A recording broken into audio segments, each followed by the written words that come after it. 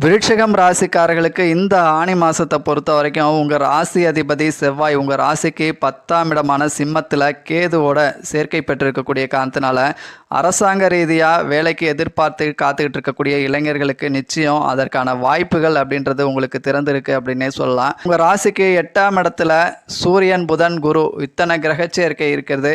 So தொழிலுக்காக ஏதாச்சும் விரயங்கள், ஸோ தொழிலுக்காக வெளிநாடு வெளிமாநிலங்கள் போய் வேலை பார்க்கணும்னு நினைக்கிறவங்க, ஸோ தொழிலுக்காக ஏதாச்சும் ஒரு இன்வெஸ்ட்மெண்ட் பண்ணணும்னு நினைக்கிறவங்களுக்கு ஸோ இந்த மாதம் சாதகமாக இருக்குது அப்படின்னு சொல்லலாம். அதே நேரத்தில் உங்கள் ராசிக்கு 8ஆம் இடத்துல சூரியன் புதன் குரு இத்தனை கிரக சேர்க்கை இருக்கிறதும் உங்கள் ராசி அதிபதி செவ்வாய் கேதுவோட சேர்ந்து 10ஆம் இடத்துல இருக்கிறதும் உங்களுக்கு ஏன்னா தலைவலி இல்லை கழுத்து வலி சார்ந்த பிரச்சனைகளுக்கு வாய்ப்புகள் இருக்குது. கொஞ்சம் உடல் ஆரோக்கியங்களில் கவனம் எடுத்துக்கோங்க.